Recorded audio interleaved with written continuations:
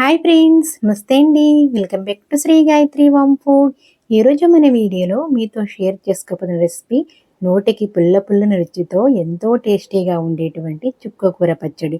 మరి ఇలా చుక్కకూర పచ్చడి అనేది మీరు ప్రిపేర్ చేశారంటే మీ ఇంట్లో వేరే కర్రీ అవసరం లేకుండా మొత్తం పచ్చడితోనే అన్నం తినేస్తారు. అంత బాగుంటుంది ఈ చుక్కకూర పచ్చడి. రుబ్బే పని లేకుండా మన మిక్సర్లో కానీ అలాగే రోట్లో కానీ రుబ్బే పని లేకుండా 10 నిమిషాల్లోనే ఈజీగా ఈ పచ్చడిని తయారు చేయొచ్చు. మరి ఆలస్యం ఎందుకు, ఈ చుక్కకూర పచ్చడిని ఎలా తయారు చేయాలో చూద్దామా? చుక్కకూర పచ్చడి కోసం ఇక్కడ నేను 5 కట్ల వరకు చుక్కకూర అనేది తీసుకున్నాను. వీటిని నీట్గా శుభ్రంగా కట్ చేసుకుని ముందుగానే వాష్ చేసి పెట్టుకుని ఒక పొడి క్లాత్పై వేసుకుని ఆరబెట్టి ఉంచుకున్నాను. మనం అప్పటికప్పుడైనా కడిగేసుకుని పచ్చడి అనేది ప్రిపేర్ చేసుకోవచ్చు. ఇలా మనము ఆకు అనేది బాగా ఆరబెట్టుకుని తడి లేకుండా పచ్చడి అనేది ప్రిపేర్ చేసుకుంటే ఒక 1 వీక్ నుంచి 10 డేస్ వరకు స్టోర్ చేసుకోవచ్చు పచ్చడి. ఇలా మనము ఒకసారి ఇంట్లో ఈ పచ్చడి అనేది ప్రిపేర్ చేసామంటే ఆ రోజు కొంచెం అన్నం ఎక్కువ వండుకోవాల్సిందే. 4 ముద్దల అన్నం ఎక్కువే తింటారు. పుల్ల పుల్లగా చాలా రుచిగా ఉంటుందండి. ఇప్పుడు ఇది మొత్తం నేను ఇలా కట్ చేసుకుని ఒక పొడి క్లాత్పై వేసుకుని ఆరబెట్టుకున్నాను.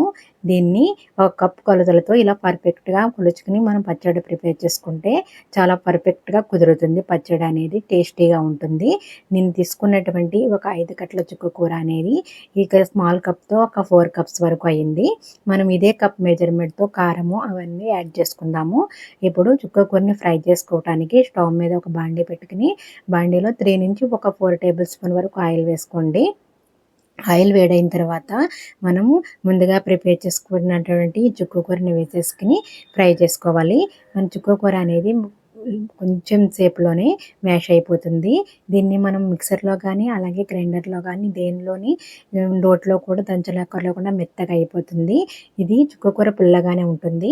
కొంచెం మరింత పుల్లగా ఉండడం కోసం ఒక చిన్న నిమ్మకాయ సైజ్ అంతా చింతపండుని ఇలా ఏమీ లేకుండా ఈసులు అవి ఏమీ లేకుండా తీసేసుకుని వేసేసుకుని చుక్కకూరని బాగా మెత్తగా అయ్యేంత వరకు మ్యాష్ చేసుకోండి. ఇలా మీరు ఒక్కసారి పచ్చడి అనేది ప్రిపేర్ చేసి చూడండి. మీ ఇంట్లో అందరికీ బాగా నచ్చుతుంది. మళ్ళీ మళ్ళీ చేయమని అడుగుతారు, అంత రుచిగా ఉంటుంది. ఇప్పుడు ఇందులో కొంచెం పసుపు అలాగే రుచికి తగినంత సాల్ట్ అనేది యాడ్ చేసుకోవాలి. నేను ఇక్కడ ఒక 2 టేబుల్ స్పూన్ వరకు యాడ్ చేశాను. సాల్ట్ అనేది అడ్జస్ట్ చేసి చూసుకుని యాడ్ చేసుకోండి. చూసారు కదా మనకి ఎంత ఇలా మ్యాష్ అయిపోయింది. మనం రోట్లో దంచిన అవసరం లేదు, మిక్సీలో దంచిన అవసరం లేదు. కేవలం 10-15 నిమిషాల్లోనే ఈజీగా పచ్చడి అనేది ప్రిపేర్ చేసుకోవచ్చు. దీన్ని మనం ఒక 10 నుంచి 1 వీక్ వరకు స్టోర్ చేసుకోవచ్చు. వేడివేడి అన్నంలో కొంచెం పచ్చడి వేసుకుని తింటే ఎంతో రుచిగా ఉంటుంది. మనకి ఇప్పుడు చుక్కకూర మ్యాష్ అయిపోయి ఇలా ఫ్రై అయిపోయిన తర్వాత సైడ్కి పెట్టేసుకుని పోపు కోసం వేరే ప్యాన్ పెట్టుకుని ఇందులో ఒక 2 నుంచి 3 టేబుల్ స్పూన్ వరకు ఆయిల్ వేసుకున్న తర్వాత 4-5 వరకు వెల్లుల్లి రెబ్బలు అలాగే పోపు దినుసులు 1 టేబుల్ స్పూన్ వరకు పచ్చిశనగపప్పు, 1 టీ స్పూన్ వరకు ఆవాలు, 1 టీ స్పూన్ వరకు జీలకర్ర వేసుకుని పోపు దినుసులన్నీ బాగా ఫ్రై అయిన తర్వాత ఇందులోనే కొంచెం కరివేపాకు అలాగే ఎండుమిర్చి యాడ్ చేసుకోండి. ఇవన్నీ ఫ్రై అయిన తర్వాత ఇప్పుడు మనము వీటిని పచ్చడి అనేది మనం వేయించుకున్నటువంటి చుక్కకూరని మొత్తం కంప్లీట్గా కూల్ చేసుకున్న తర్వాత స్పైసీనెస్ కోసం మనం 4 కప్స్ వరకు చుక్కకూర తీసుకున్నాం కదా, ఒక హాఫ్ కప్ వరకు కారం యాడ్ చేసుకోండి. అలాగే 1 టేబుల్ స్పూన్ వరకు ఆవపిండి యాడ్ చేసుకోవాలి. ఆవాలను కొంచెం ఎండలో పెట్టి పొడి చేసుకుంటే సరిపోతుంది. అలాగే ఒక హాఫ్ టీ స్పూన్ వరకు మెంతి పొడి యాడ్ చేసుకోవాలి. మెంతులు వేయించుకుని ఫ్రై చేసుకోండి మెంతి పొడి కోసం.